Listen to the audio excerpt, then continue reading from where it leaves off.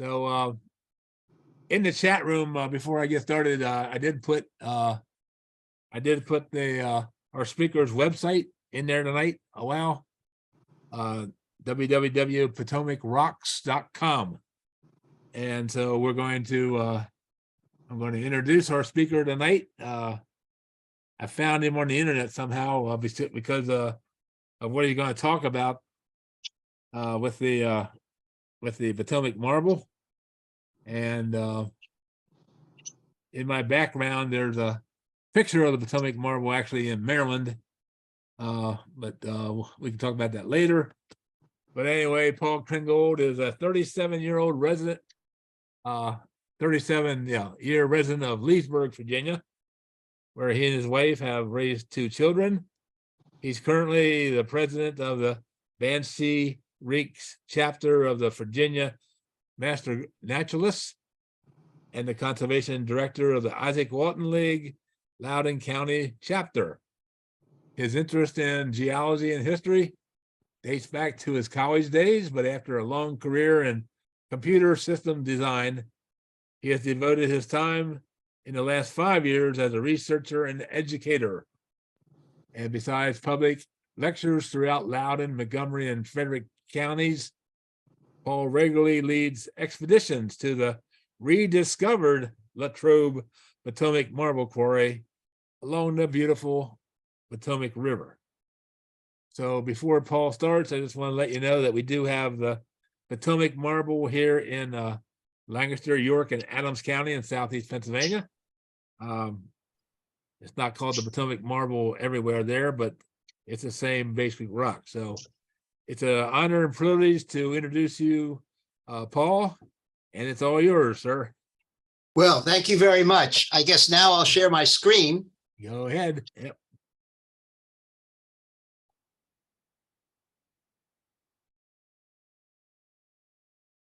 Let's try that again.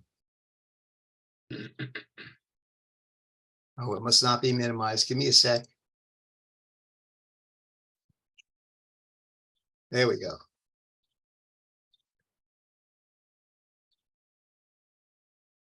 Okay, and from the beginning.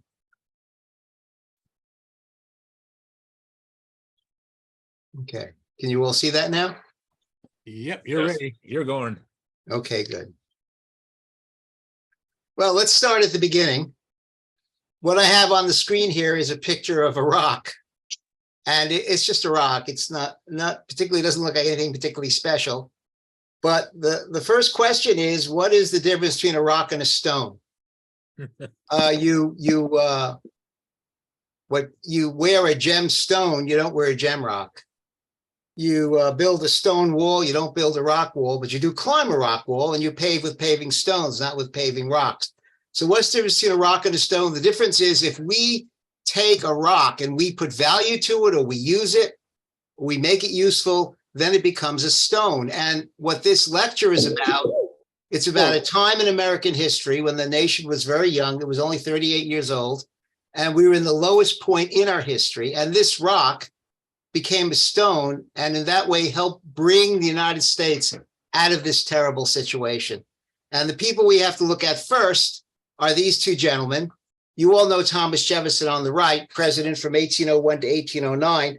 I'm going to concentrate on Benjamin Latrobe. Now, Benjamin Latrobe was an extraordinary human being. He's known as the father of American architecture, but he's a lot more than that. He was born in England in a Moravian family, and the Moravians had great contacts in Germany. So Benjamin Latrobe got the best education it was possible to get during that period in the late 18th century, because he was educated both in England and Germany. And he came out of school speaking 5 languages, including 2 classical languages. He was an architect, he was an engineer, he was a geologist, he was a musician, and sometime early in the 1790s, he got the Republican itch. And for various reasons, including private problems, he came to the United States and said, I'm going to be the first architect in the United States. And he began doing some very extraordinary things, building buildings. He built the first water system for Philadelphia that existed in an urban United States, based upon steam engines and reservoirs. and thousands and thousands of feet of wooden pipes, etc. And he came to the attention of an organization called the American Philosophical Society. Now, that organization had been founded by Benjamin Franklin in the 1740s, way before the American Revolution. It was one of Benjamin Franklin's institutions in preparation for what he knew would be the development of an American nation, independent of its colonial oppressor. What they did in the American Philosophical Association is they brought together scientists and artists and the intellectual elite of the future United States so they could collaborate and they could build a scientific institution. People say, why didn't he call it the American Scientific Association? Why did he call it the American Philosophical Association? And that's because before science was broken into geology, ichthyology, dendrology, chemistry, these people, both men and women, consider themselves natural philosophers. Their job was to understand all of God's creation, not just one part of it. And Benjamin Latrobe was surely a natural philosopher, as were people like Thomas Jefferson. So they recruited him to the American Philosophical Society. And when Thomas Jefferson becomes president in 1801, he says to Benjamin Latrobe, I want you to finish the Capitol building. The Capitol building, whose groundbreaking had occurred in the previous century under George Washington's auspices, designed by William Thornton, but never finished. And Benjamin Latrobe and Thomas Jefferson, at that point, they start a very uneasy collaboration. Now, why is this collaboration uneasy? Well, first of all, they're different generations. Latrobe is much younger than Jefferson. The other thing is, Benjamin Latrobe considered himself, and this is a quote, a bigoted Greek, which meant he was a classicist. He didn't want to build temples to Zeus, but he wanted to build working, beautiful buildings for the Republican government, because he understood that in order for a Republican government to work, that the population had to be aesthetically educated, that they had to understand beauty and art, that it was not sophisticated. And he saw his works as public art that would help educate the population. Thomas Jefferson, on the other hand, what Latrobe said about Thomas Jefferson was, I am cramped in my designs by Thomas Jefferson's prejudices in favor of old French books, out of which he fishes everything. I think Latrobe privately thought Thomas Jefferson was a bit of an old fogey. But nevertheless, they collaborated. And this is the building designed earlier by William Thornton. And what they collaborated on was the insides of these buildings. Let me just identify what we're looking at here, okay? And first, I want to get my pointer. So give me a second to get my pointer. There it is. So what we're looking at here is, on the left here, we have the Senate chamber, which also contains the Library of Congress and the Supreme Court. On the right, we have what will become the House chamber, all right? And we really don't know what the insides of these buildings look like, because there was no photography, obviously, in 1805, 1806, plus no one ever painted a picture of it. But it was known internationally as the most beautiful legislative building in the world. We don't know what it looks like, but that's what it was known as. Now, a friend of mine named Richard Chenoweth got a grant to get all of Latrobe's papers and everything he could gather to try to create a computer simulation of what that room looked like. And this is his simulation. And as you can see, it's a very lovely room. There's some aspects of it worth pointing out. The top here, you notice there are these glass cubes, which were not made in the United States. We didn't have the technology. They were made in England. These were Jefferson. This is Jefferson's roof. And Jefferson did not get this out of an old French book, but he got this roof out of an old French granary that he saw in Paris. Latrobe was very much against this roof. He said it would leak. In those days, they didn't have very good caulking material. So he was right, it did leak. The other thing you'll see in this is a Statue of Liberty. Up here, there's a American eagle, and there are wonderful stories about this, which I'm not going to tell you because for the sake of time, but they're all in my book about the creation of these things. In order to do them, we had to import Italian sculptors because there were no stone sculptors in the United States at that time. The thing I want to, oh, and here you see these curtains. Latrobe was the first person to talk about acoustics. And these curtains were put here in order to get rid of the echoes in the room. The thing I want to point out are these columns. You see these fluted columns? These are made out of Virginia freestone, sandstone. And what's interesting about that sandstone, here it is. It's called the Kaya Creek sandstone, a Virginia sandstone. This is a piece of it. Here is the quarry where it came from. This quarry exists 45 miles south of Washington. It's now a county park. You can visit it. And even though the last work was done here 200 years ago, it's so evocative that you can still hear the clack, clack, clack of the pickaxes in the back of your mind when you visit this. It's almost as if the workers just stopped working and walked away at some point. So this Akaya Creek sandstone or Virginia freestone, it was very important that this existed. And to understand that, you have to look at a map of Washington, D.C., which is here on the Potomac River.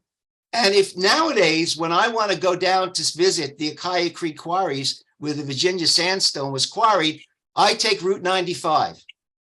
Okay, it takes me an hour and a half. Of course, there was no Route 95 in those days. The Route 95 was the Potomac River.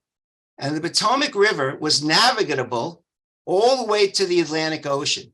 The largest ships of this time in the early 1800s could sail all the way up past Alexandria to Washington, D.C., and then up to Georgetown. That was very fortuitous because there was no way you're going to take tons and tons of stone over the horrible roads that existed. The second thing that's important to understand is that Washington, D.C., and all of this area, if you look at the physiographic area that this is in, what you'll see is that this is in the coastal plain. You do not expect to have consolidated stone in the coastal plain. So that it was very fortuitous for the founding fathers that this quarry, that this island of sandstone existed, even though they were on the coastal plain. Now, if you were able to go up further up the river, past the barriers of the fall zone, which are two falls, Little Falls and Great Falls, which Great Falls is very a large waterfall. If you were able to get past that and you were able to get into the Piedmont, well, then there's all kinds of stone up there. But that was not possible at this time. So we were very fortuitous in that we were able to use sailboats to sail the stone up here. Here's a look at Georgetown. This is a bigger map.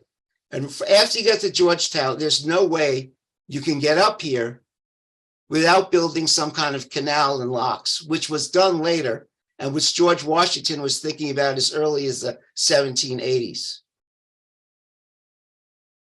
Okay, let's just take a look at this Akaya Creek quarry, and let's see how they quarried the stone. What you see here is a 22-inch wide slot that was done here on the side, back behind, and also on this side. That left this stone free on all sides except the bottom. What they would then do is using chisels, is they would chisel a slot right across the stone. Here's an example. The height of whatever the stone they wanted. And then they would use wedges hammered into that slot to break off the stone. It was very easy to work with. And once again, if you ever visit this quarry, you think that the workers walked away 5 minutes ago. So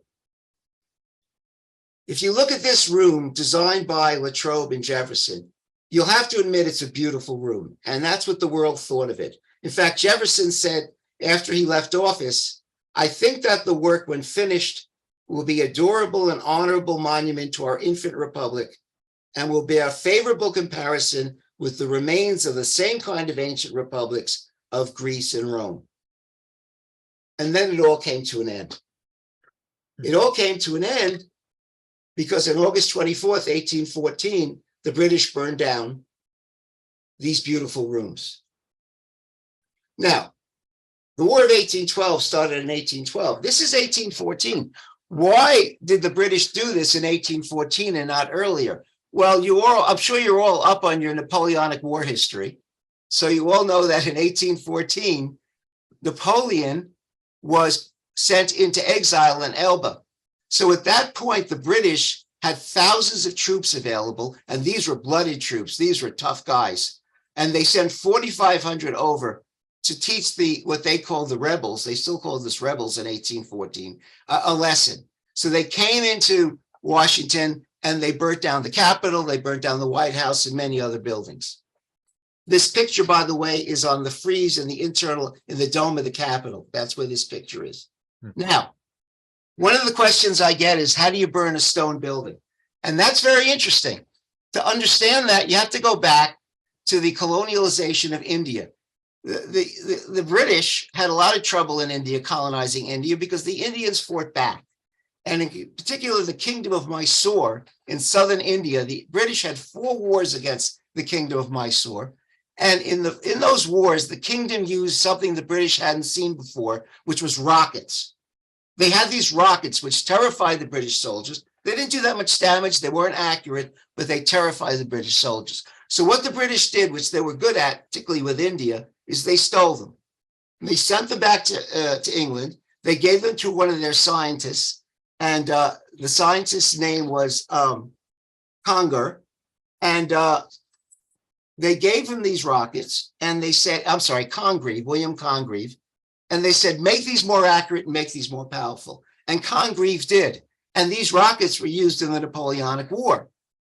What the British did when they came into this building is they shot these Congreve rockets, which were like 3 feet long, 4 feet long, filled with black powder at the roof. Remember Jefferson's roof with the glass cubes? They shot it at the roof. It did not destroy the roof. So what they did next was they took all of the furniture, they took all of the curtains. Remember the acoustic curtains I noted?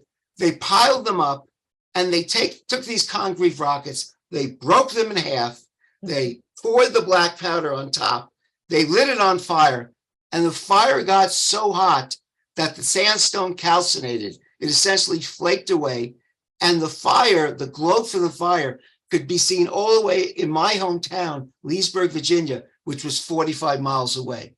That's how they burned it. And the way they burned the Senate, they had a much better, easier time, because there they could use the Library of Congress in order to start the fire and keep the fire going. And by the way, when they burned the Library of Congress, most of the books they burned were British books, a great irony.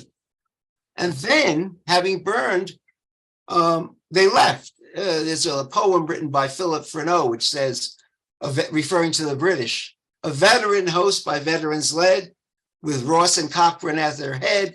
They came, they saw, they burned and fled. And where did they flee to? They fled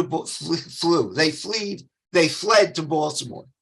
And at Baltimore, they were defeated because Fort McHenry, you may know this story because this is where our Star-Spangled Banner came from. Fort McHenry held out, did not let the British get to the port of Baltimore. And there was a young man on a prison ship, Francis Scott Key, who watched and saw all these rockets, red glare, and the rockets, red glare, and the bombs bursting in air. What did he see? He was seeing the Congreve rockets. And in fact, when the British went to Baltimore, they went with rocket ships, which are not our rocket ships. These were wooden ships, which were platforms to shoot rockets. So I think the Star-Spangled Banner should be slightly changed to say, the Congreve rockets, red glare, and the bomb bursting in air.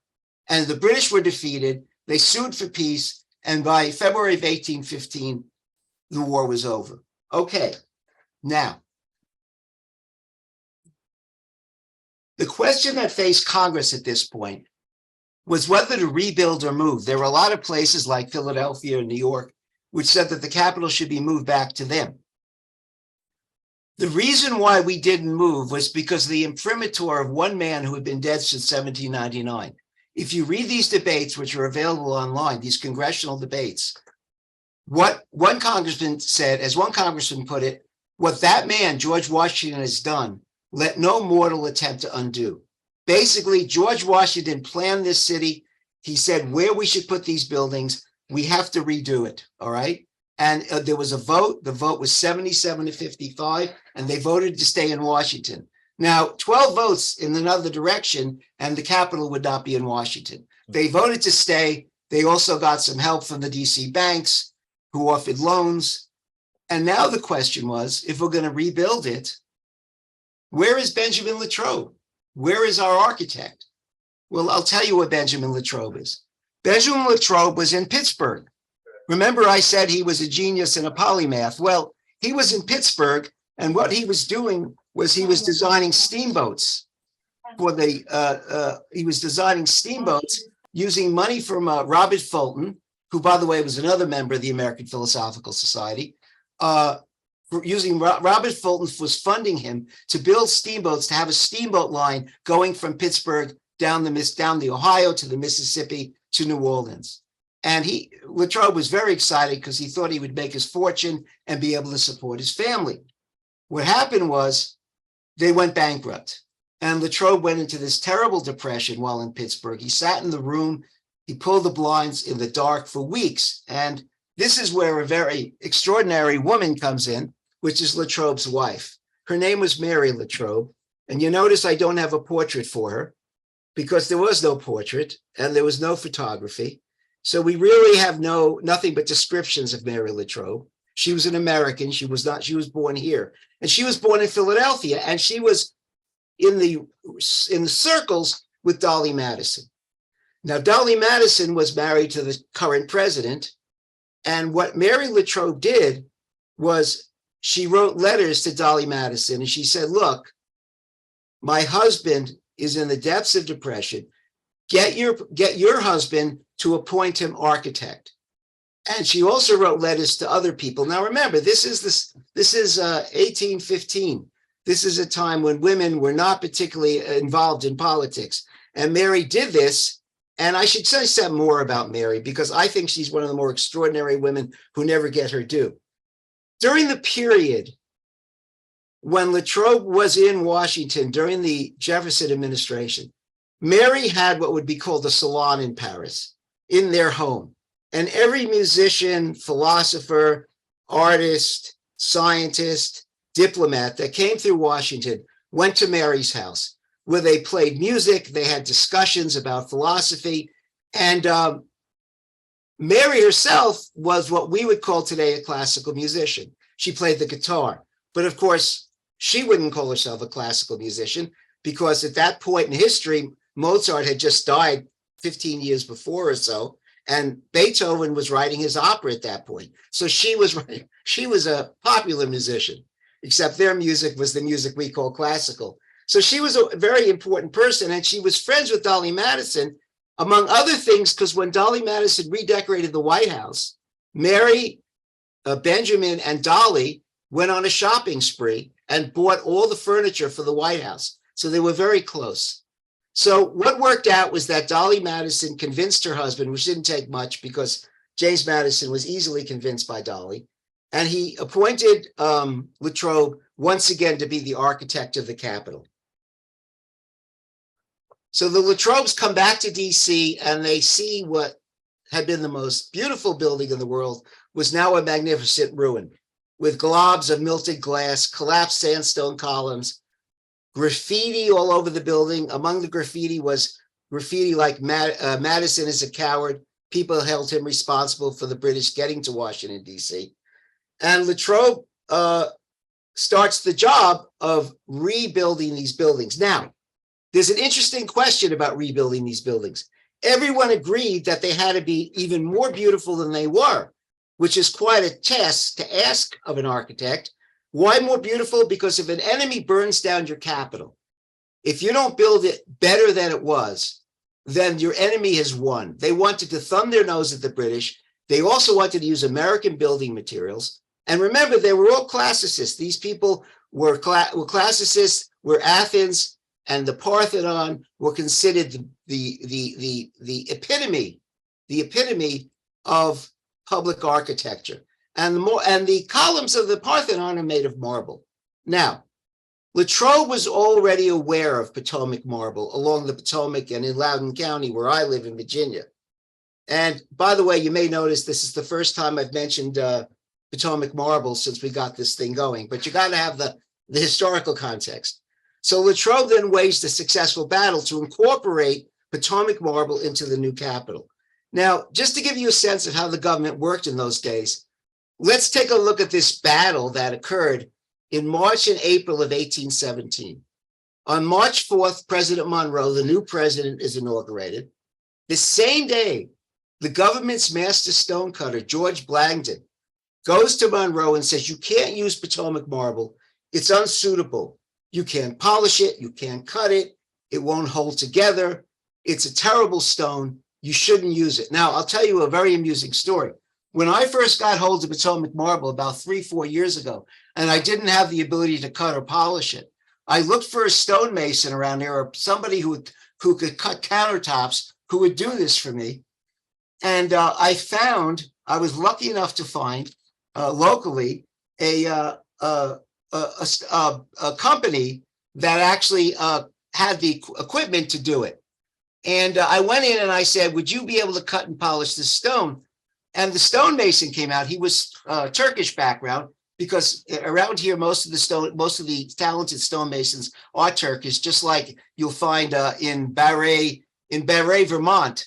Most of the wood stone carvers there are Italian, of Italian descent. And he looked at this thing, and he looked at this piece of Potomac marble, and he said, you can't cut this, you can't polish this, it won't hold together. So 200 years after the first stonemason, Blagden, looked at it, this guy was saying the same thing. In other words, Potomac marble is a stonemason's nightmare. Anyway, Latrobe, to prove that Blagden was wrong, built a small column, put it in public view to prove that you could do it, and the stonemasons destroyed it. So Latrobe goes to Monroe and he says, look, we should use this stone. It's beautiful, it'll work. And he really appealed to Monroe. So Monroe appoints two people, General Swift and Colonel Bomford, to investigate the stone. Now, who's General Swift? Who is the president appointing? General Smith is the chief engineer of the United States. He's a member of the American Philosophical Society. He's the commandant of West Point. He's the first graduate of West Point. So he is a very important man. Colonel Bomford had designed all of the fortifications around DC. So these guys get in a carriage. They drive 75 miles all up and down my county, Loudoun County in Virginia. They cross the rivers by ferry. They go all up and down Montgomery County and Frederick County in Maryland, looking at quarries. And what are they looking for? They're looking for a stone that's beautiful, that's accessible, and that's transportable. And they come back and they say to the president, yes, we should use this stone. So Monroe, the president of the United States, says, I have to see for myself. So the president of the United States gets in a carriage with Swift and Bomford in the pouring rain, repeats the same trip over a period of a few days, comes back and gives the go-ahead to use Potomac marble. Now, why is the president of the United States so concerned? Well, it's a very important question. What do columns do? Columns hold up the ceiling. If you have your whole legislative chamber, all your congressmen sitting in the chamber, and the roof made of brick and stone collapses, you are in a lot of trouble. You've just destroyed your whole government. So for Monroe, this was an aesthetic question of beauty, but also a very practical question. So the battle was won and Potomac marble was used. So let's talk about Potomac marble. In my area is all I can talk about, which is in the area between Maryland and Virginia along the Potomac River. So it was formed about 250 million years ago during the Triassic period. We had these great rivers flowing from Maryland to Virginia, and they were depositing over time something which became Potomac marble, which is not marble. Marble is a metamorphic rock. Marble comes from the metamorphosizing of limestone. What it is a conglomerate known as a breccia, and it's called a breccia because its pebbles are angular. So it's a conglomerate. It's not a metamorphic rock of limestone, quartz, feldspar, and other pebbles called clasts, and they're held together by a limestone calcium carbonate matrix. And I'll show you a picture in a second, all right? But remember, it's not marble, because marble is when you take limestone and subject it to heat and pressure, which actually creates it. It's very beautiful when it's polished. Let's take a look at these pieces of Potomac marble, which I cut and polished. You see here, these are the clasts, the pebbles. And this is the matrix, the calcium carbonate matrix. What's interesting about Potomac marble is if you look at, these are pieces all within 20 miles of my home. You notice they're all different colors, depending upon various minerals that are involved. If you go to south of Leesburg, it's green. If you go to the north of Leesburg, it's more like this. In the central Leesburg, it's all white. And these are all Potomac marble. And this is what it looks like, very beautiful. Why didn't they use Ukiah Creek sandstone? Remember, I talked about those fluted columns in the original Latrobe Jefferson room. Well, it was available. It was very close to Washington. The main thing was, as Latrobe wrote, it was not of a texture fit for the finer works of buildings because it wasn't beautiful enough. So let's take a look at how Latrobe used Potomac marble. This is what's known nowadays as the statuary. It's the old House of Representatives. If you took a tour of the Capitol, they will take you to this room. And if you've been on a tour, you were here, and you probably spent all your time looking at the statues. What a shame. By now, everyone knows statues are ephemeral. They come and go. What's been here for 200 years are these glorious Potomac marble columns. These are Corinthian columns with the acanthus leaves. The acanthus leaves stand for rebirth and renewal. Very classical, very Greek. This is the old Senate chamber, which again is usually on your tour. Notice these are Ionic columns with the scrolls. What Latrobe said about these columns is, as the cement which unites the pebbles, that is the matrix, does not receive quite so high a polish as the pebbles, the clasts themselves, the mass acquires a spangled appearance, which adds greatly to the brilliancy of its effect. This is what the room looked like in 1822. This is a painting done by Samuel Morse, who eventually will invent the telegraph. Again, another member of the American Philosophical Society. Samuel Morse, before he became an inventor, tried to make a living as a painter. This is a glorious painting in the National Gallery in Washington, D.C. If you go to the National Gallery to the American wing, you'll see it. It's huge. And this shows you what this room looked like in 1822. As you can see, we have the Potomac marble columns. We have Latrobe's acoustical curtains. This is a chandelier. Do you see the chandelier wire? It's been lowered so they can light the whale oil candles, the whale oil lamps. They're not candles. Eventually, they would use kerosene here and then eventually natural gas. So this is what the room looked like in 1822. Beautiful. So let's talk about some of the characteristics of Potomac marble, in my area at least. It covers 18 square miles in my county, okay? Now, what's interesting about that is if you're in Leesburg, Virginia, you're standing on 3,500 feet of Potomac marble, going right down 3,500 feet. Anytime they do construction here, this stuff is thrown up to the top. It's so easy to collect. It's so easy to collect, and that's why I've gotten so many different types. So it goes down 3,150 feet. It says it measures, I was told it measures 4 on the Mohs scale. Just to give you a sense of how ubiquitous it is.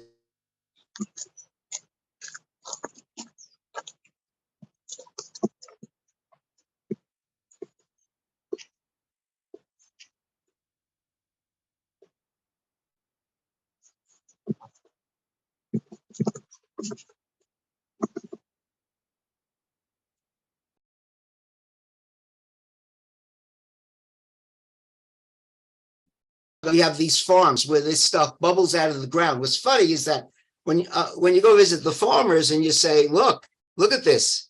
Isn't this great? They say, yeah. They say, this must have been volcanic. It must have bubbled out of the ground like a volcano. And I say, no, no, no, no. That's not true. It's not volcanic. What you're looking at is the results of erosion. This is what's left over. And they find that hard to believe. All right, let's move on. In the Potomac River, you find pieces like this. Across the river at a place called Point of Rocks. This is all Potomac marble, all the result, and it's all bubbling like this as the result of erosion around it. Okay. Because Potomac marble is soluble, we have what's called a limestone area in Loudoun County. This is where I live in Leesburg. This is the Potomac River. You cannot build in this area without x-raying the ground to look for karst or sinkholes. And these black dots show you all the sinkholes that we have. They're all over the place. In fact, we were building a parking garage, when was it? About 5 years ago. And they discovered where they were building the parking garage, there were two 80-foot sinkholes that for some reason they had not x-rayed, had not seen it ahead of time. It cost us $3.5 million to mitigate the sinkholes, and it delayed the building of the parking lot for 150 days. We have caverns under this mansion. There's a huge cavern, which in the 19th century, people would go down on boats. So what I wanted to find was the actual quarry where those columns came from. And the biggest problem that you have with that is what Latrobe said, which created the problem. He said the quarries are situated in Loudoun County, Virginia, and Montgomery County, Maryland. Every history book you look at from the 1820s on has this sentence in it, that where if you try to find where the quarries are, this is the best you can find. And there's various people who've written that the quarries were in Leesburg and other places. I investigated some of the places that were supposed to be quarries in Leesburg, like this old Isaac Walton Park, and I found the quarry. There's my friend Jim. This is an old quarry, which is Potomac Marble. From this quarry, you get beautiful Potomac Marble. That's lovely, isn't it? So that could have been it, except when you explore the history of this quarry, you don't find any papers or anything referring to it. So same thing with this old quarry in Leesburg, which was the Leesburg limestone quarry. Once again, if you look at this is what it looks like now. But if you look at the stone that comes out of it, it's all white. So this could not have been from where the columns came from. So as I researched, I began to get real evidence, okay? The first real evidence was a letter that Latrobe wrote on August 8, 1815. He said the largest mass of this kind of rock, that is Potomac marble, is situated on the Maryland side of the Potomac, on land the property of Samuel Clapham, and this is important. It overhangs the river and would furnish without any land carriage all the columns of the Capitol of 1 block each if required, and beauty not exceeded by any modern or ancient building. Remember what I said. They were looking for something that was beautiful, accessible, and transportable. And this is what Latrobe is saying. When he says it would furnish without any land carriage, what he means is that you could float this down the river. You don't have to get it to DC by land, all right? And in fact, the government contracted with this quarry to get to build these columns, 22 Corinthian columns. So we know now that the actual quarry was on the Montgomery side, but where was it? That was the question. Where was it? Okay. Then I found this, a friend of mine found this ad in the local Leesburg paper from August 8th, 1817. They used to name newspapers really beautifully in those days. This was called the Genius of Liberty, this newspaper.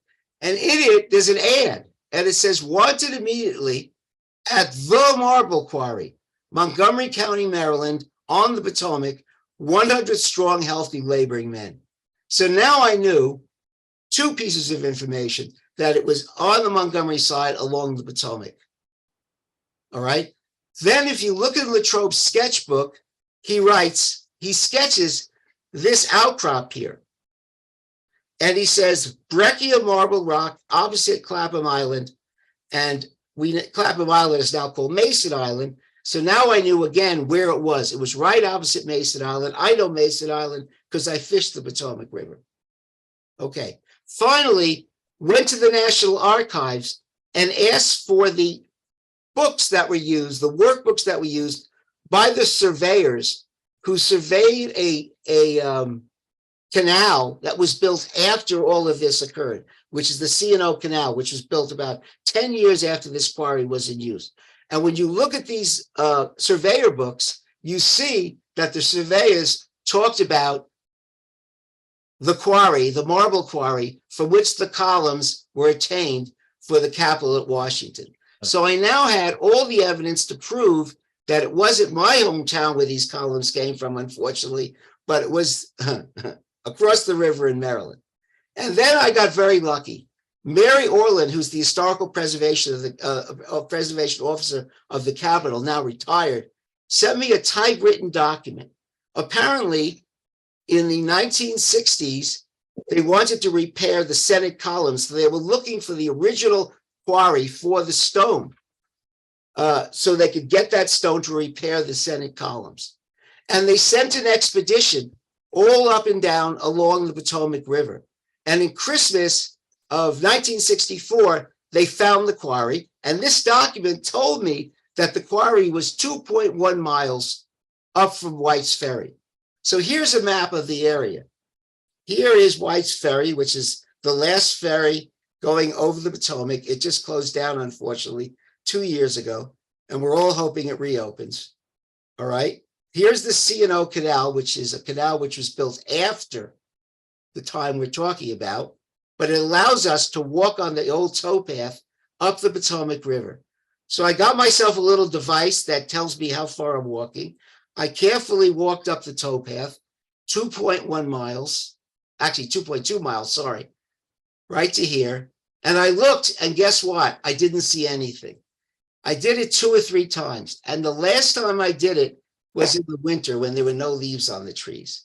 And then I was able to spot something concave in the hills, which is the actual quarry. And this shows you how difficult it is to see it from the towpath. This is my friend, John Wall, who's actually on this call. And he's standing there with a red jacket, and you can see how difficult this is to see. And if there were leaves on the tree, impossible. So this is the quarry. This is Latrobe's quarry, lost for oh my God, maybe for 100 years, which, well, lost for at least 60 years, which I refound. And then my friend pointed out, it's very easy to find because it's on milepost 38 on the C&O Canal towpath. And then if you look at the LIDAR projection right here, you can see it right here. Okay. Now, here's me standing at the back of one of the only walls remaining. This is all Potomac marble. This is red sandstone, which is very common in that area. In fact, there's a very famous quarry of red sandstone just down the river called Seneca Sandstone. And that's where the red sandstone for buildings like the Smithsonian Castle came from. Here's the view from the quarry. Now, this is Potomac marble. You notice there's the Potomac. There's the towpath of the C&O Canal. What really this quarry was a quarry in the air. This stone, this outcrop, extended all the way out to the river. When they built the towpath and the canal, you see the canal here, they blew up this whole section of it. So this extended all the way out to the river. Now, that meant that they could cut this stone, put it on boats, float down the river. Remember I told you early on that you had a problem on this river, that you had great falls and little falls, that the river was not navigable? Well, by 1817, the river was navigable. Originally, what George Washington's Potomac Company did is they sent people all up and down the Potomac River and all of its tributaries with black powder. And anytime there were rocks in the way, they blew up the rocks. They created sluices for boats to go by. They created bypasses around rapids, and they made this river navigable, at least to Great Falls, but only 50 days a year. Those were the days when it rained, because the trouble with the Potomac River is when it's not raining, it's very shallow. So the way this would work is they would load the stone on these boats, and these boats were 70 feet long, 9 feet wide, and the boatmen would sit around on these boats. You know, what would they do? They'd smoke, tell lies, tell jokes, flirt, do what people do when they're wasting time. And as soon as the rains came, they would shoot down the river on these huge boats filled with Potomac marble.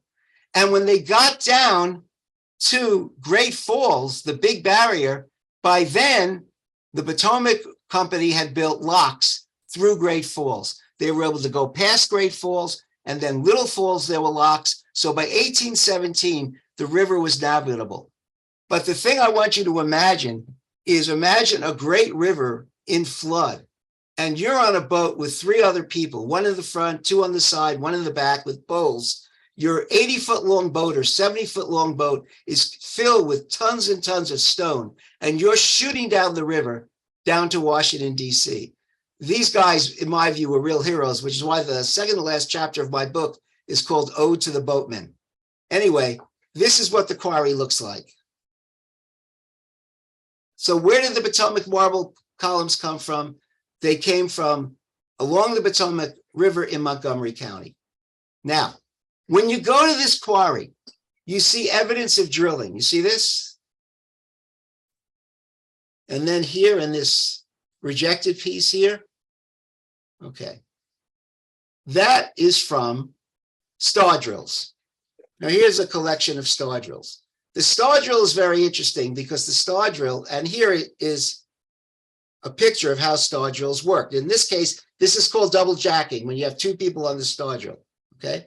You have the 2 jacks with their hammers, 12-pound hammers. And then you have what's called the shaker, the guy holding the star drill. And notice they're drilling a series of holes, right? Okay. Now, how did it work? The first guy would hit the star drill. The second guy would hit the star drill. And then the shaker would turn the star drill maybe a third of the way. Then they repeat. He'd turn the drill. Now, at a certain point, the shaker would take the drill out of the hole and he'd blow the dust out. And then as it got deeper and he couldn't blow the dust out, he might put water in the hole and use the mud that was created. The mud would adhere to the drill. He could pull it out that way. When it got really deep, he'd use something called a deep hole mud spoon, which is here. Okay. And you see this here, I don't know if you can see it. It's blocked in my case by all of your squares, but the deep hole mud spoon would be put in the hole and take the dust out. Okay. Now, this star drill is a thing of American folklore. And I just want to give you an example of that. John Henry. You know the song John Henry? John Henry said to his captain, "A man ain't nothing but a man. But till I let that steam drill beat me down, I'll die with a hammer in my hand. Lord, Lord, I'll die with a hammer in my hand." So what's John Henry singing about? That a new modern steam drill has been brought onto the job, and he wants to prove that he can beat it. He can drill deeper and faster than a steam drill with his hammer. All right. The second verse answers a question you all had, which is John Henry said to his shaker, "Shaker boy, you better pray, because if my 12-pound hammer misses that little piece of steel, tomorrow be your burying day, Lord, Lord. Tomorrow be your burying day." So these guys were paid a penny an inch. They're expected to do 5 feet of holes a day. So that's the star drill. There's another song, "Drill Ye Tarriers Drill." Every morning at 7 o'clock, there are 14 tarriers working at the rock, and the boss comes along and he says, "Cape still and come down heavy on the cast iron drill and drill ye tarriers drill and blast and fire." So I want to point out that the star drill is a thing of American folklore. Now, a couple of other tools. This is a wedge and feathers. Here are the feathers. Here's the wedge. Once you drill your holes, you put a series of wedge and feathers in. Then you take your hammer and you hit it sequentially. 1, 2, 3, 4, all down the line. And as the wedge pushes the feathers apart, the rock breaks off. And there's great videos on YouTube about this. What's interesting to me is that when I visited the Barre granite quarries of Vermont, I sat down with a loquacious stonemason. And I said, do you still use wedge and feathers? And he said, yes, we do. I said, but they were using them 200 years ago. You're still using them. He said, yes, and we always will. So this is an interesting tool. So let's move on. Oh, I should say one more thing. The other reason you drill holes, and the reason John Henry was not to split rock, but to blow it up. And the way this was done in the early 19th century is you would drill a hole, and then the blaster would pour black powder down that hole. Now, they didn't use TNT, because dynamite, I'm sorry, they didn't use dynamite, because dynamite wasn't invented till later in the 19th century by Alfred Nobel.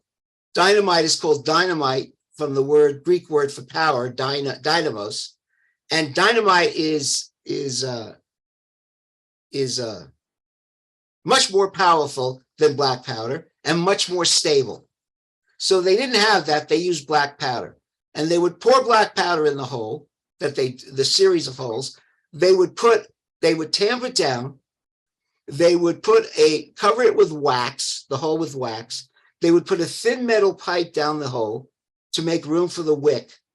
And then they would pull the metal pipe out. And for the wick, they did not have safety fuses in 1817. They were not invented till something like in the 1830s.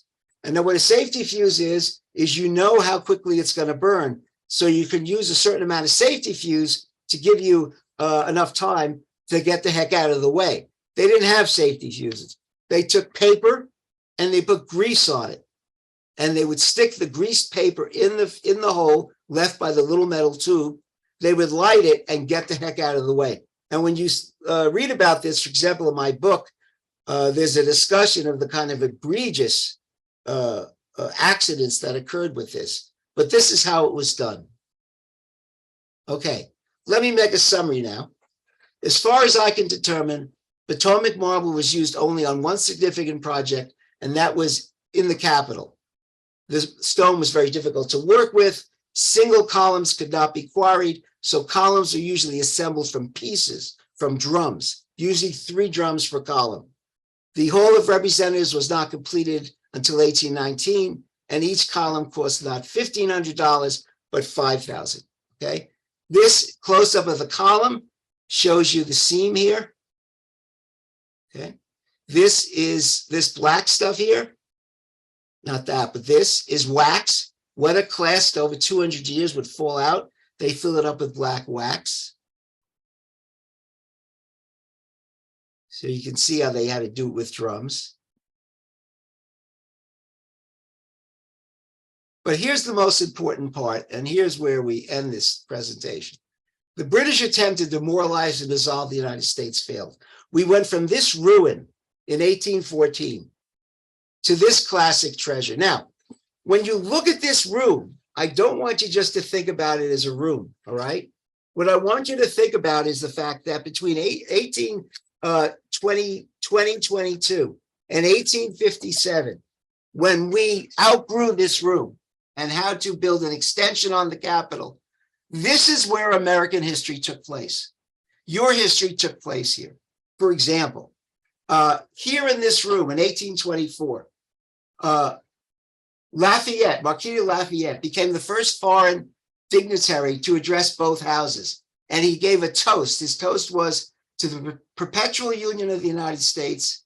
It has already saved us in times of storm. One day it will save the world. It was in this room in 1830 that the Indian Removal Act was passed, leading to the Trail of Tears. And it only passed by 3 votes, which makes it even more tragic. It was in this room that between 1831 and 1848, John Quincy Adams fought against the gag rule. And the gag rule was a rule put in by Southern congressmen, which said you could not raise any legislation that prohibits slavery. And John Quincy Adams, after he was president, was congressman between 1831 and 1848. And using his wit, he battled these guys who were quite violent people and kept the argument against slavery going. And by the way, there's a great book called Arguing About Slavery by William Lee Miller, which is about John Quincy Adams. And John Quincy Adams died in this room, and he died fighting slavery. It was in this room that Abraham Lincoln in 1847 to 1849, while he was congressman, made a speech called the Spot Resolution. A young congressman, only there for less than a year, he challenged the president of the United States, who was trying to start a war with Mexico, which he successfully did. A war with Mexico whose purpose was to get more land for slave extension. And Abraham Lincoln stood up and he said, if you can prove the spot where Mexico supposedly attacked American soldiers, and you can prove that's America, will support this. Is on Mexico territory, and we attack them. And it was on this room, in this room, where you had people like not only Abraham Lincoln, Davy Crockett, Henry Clay, Stephen Douglas, and a lot of others were first on the national scene. So that's what this room and these columns represent. So let's take one more look at them. Here's the old house chamber or the statuary with the Potomac Marble Corinthian columns. Here's the old Senate chamber, beautiful portrait of George Washington. Here's me standing next to a, Lord knows why this exists. It's a Potomac Marble obelisk in the middle of nowhere, and it doesn't say anything on it. And here is a picture of my book, Potomac Marble, History of the Search for the Ideal Stone, which is available at all bookstores, online bookstores. And I really want to push my website, www.potomacrocks.com, where I have articles of interest to citizen scientists and schedules of book signing events. And one thing I would point to you, which you'll find very, very interesting, is this long description I wrote of granite quarries of New England. I think you'll find it very interesting.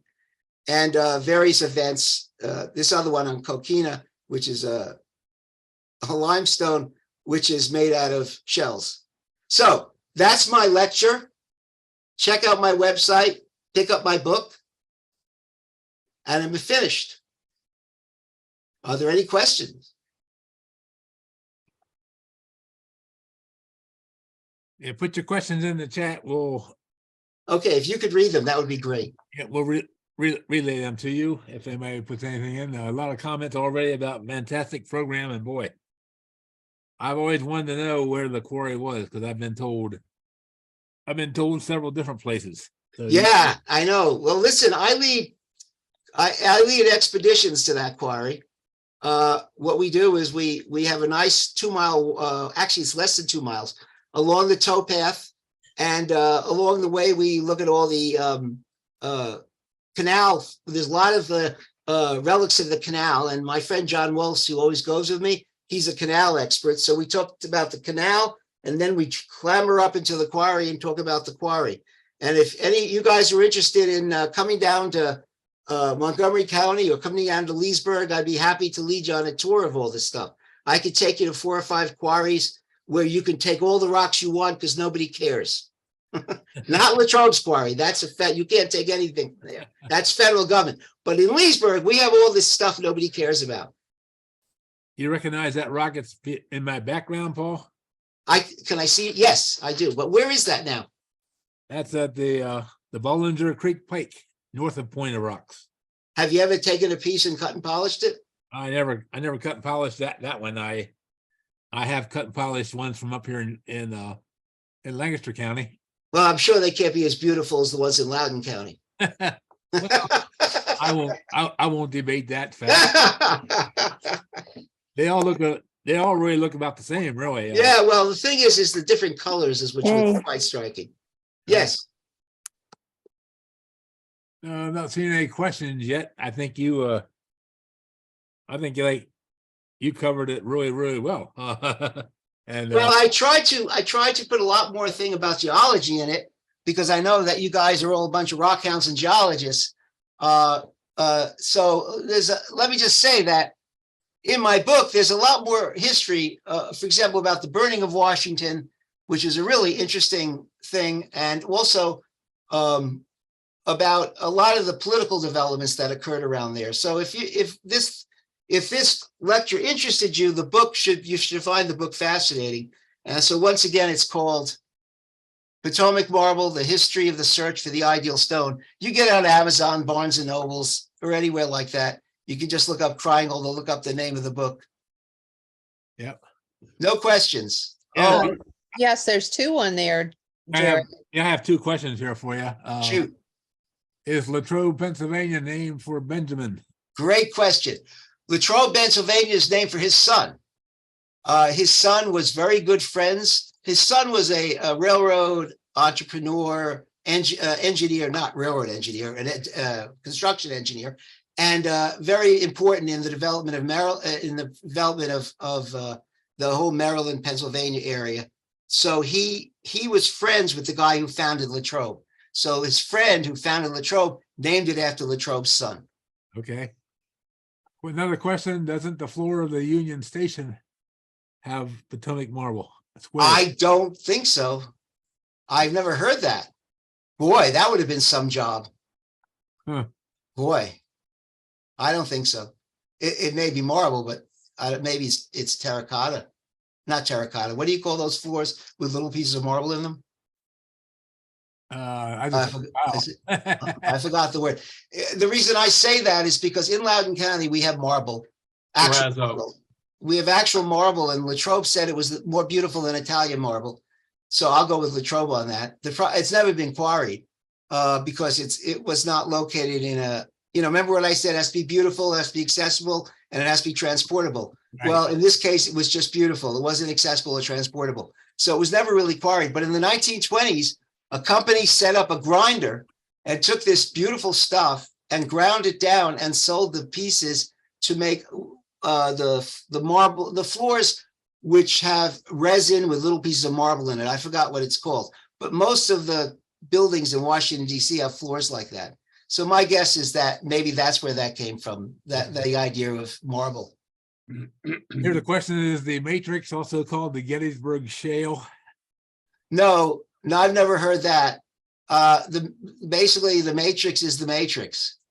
Right. I've never heard it called anything but that. I mean, the interesting thing about Potomac marble from a geological standpoint is it's not sorted.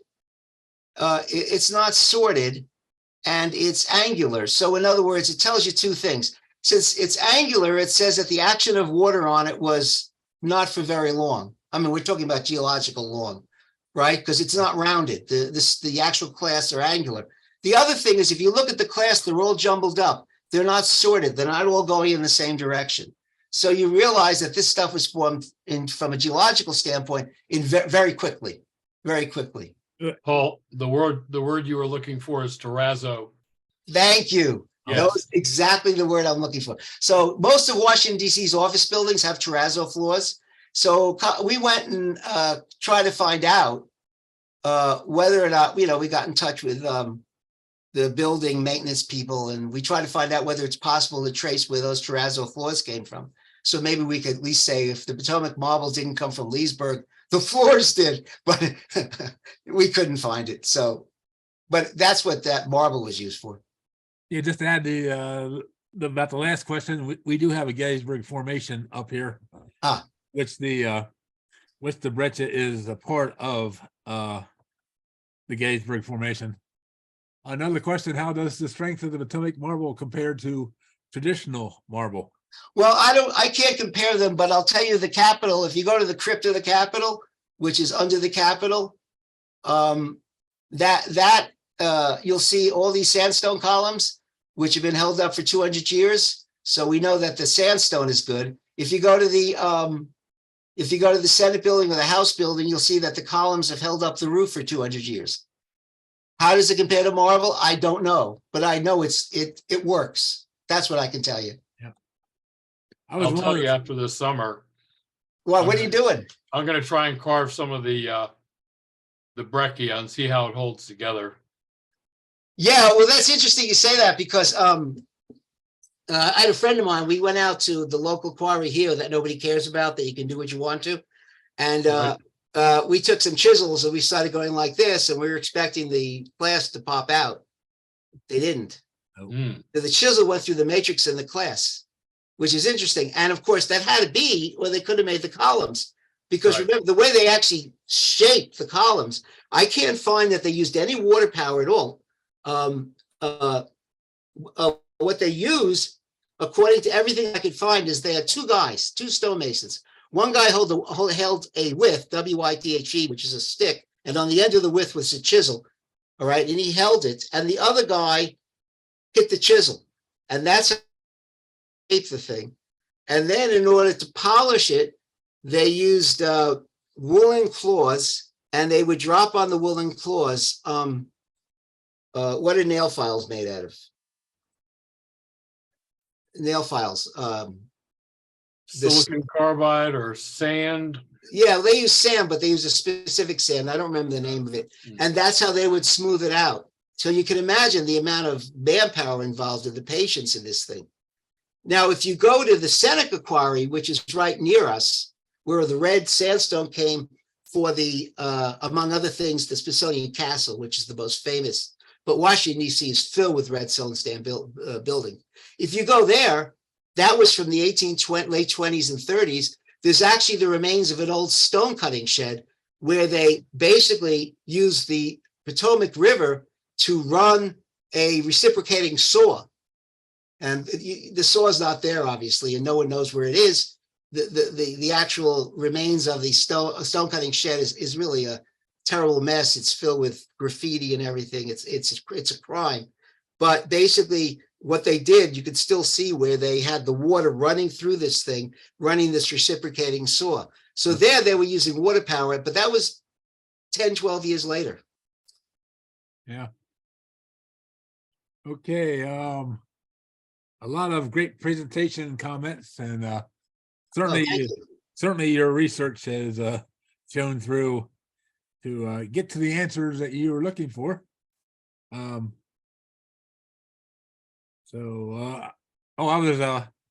There is a book, it's called The Geology of along the C&D Canal. And I couldn't find it right now to see if they have it, the quarry actually in their book at mile marker 38. Yeah, this is, there's a book called The Geology of the C&D Canal. Yeah. That'd be interesting to take a look if they have it there. Have to find They'll out. probably say, see, there's a quarry. If you go on the walk on the C&O Canal towpath, about 3/10 of a mile or 2/10 of a mile above the actual quarry, there's a quarry campsite. And basically what they say is that near here, there was a quarry. So, but there's no sign for the quarry. And quite honestly, for a while, John, the guy I collaborate with, we were really pushing for a sign on the quarry, but now we're a little hesitant because we know if you put a sign there, that it'll be discovered by people who will graffiti it up and smoke pot there. Right. So maybe we're better off not putting a sign, and just people who are interested can find out through us where it is. Right. Yeah. Okay, there's no other questions, Paul, but boy, that was a tremendous presentation. Well, thank you very much. I always enjoy giving these presentations, and I'm serious. If your group wants to take a day trip, it's not that far. How far are you from the Potomac River? Not that far, right? An hour and a half, 2 hours? An hour and a half to Point of Rocks. Yeah, well, if you want that, I mean, if you guys want to organize an expedition to Latrobe's Quarry, or you want to organize an expedition to the Seneca Sandstone Quarry, just let me know. We can do that. You know, it'd be fun. And it's only an hour and a half from where you are. We do this stuff when the leaves are falling. Right. Don't do it when there's leaves on the trees. Also, because there are snakes, you know, all this stuff. So in the winter is the best time to do it. So let me know. Okay, you have my information. And thank you very much for letting me present it. Okay. And I hope you all buy my book. That's right. That's right. I may have to buy that book myself. You may have to, Jerry. So for people that are new, we have video taped this program tonight. It will be on jonesgeo.com later tonight, and you can view it anytime if you want to go back and look at it again or refer a friend to it. It's always there. And Can I link to that from my website? sure. Thank you. jonesgeo.com. jonesgeo.com, and it may be on the lead page, or you have to go into the Zoom Okay. Rock Room link. But and anyway, our next one in June will be the quiz night for our favorite vacation geological spots. So again, you'll be trying to guess locations that Melanie and I put up in front of you that are geologically significant, but yet good places to go on vacation. So if you do want to receive a invite every time we do Zoom Rock Room, send me an email at jonesgeo@comcast.net, and we'll put you on what we call the season pass holder, all free. And we have these cool programs like this twice a month. So again, I do want to thank Paul. I need to get to Leesburg and actually shake your hand personally, Paul, sometime. And all that. So until next time, we'll see you in June. Have a great Memorial Day, everybody. All right. Thank you again. Yes, sir.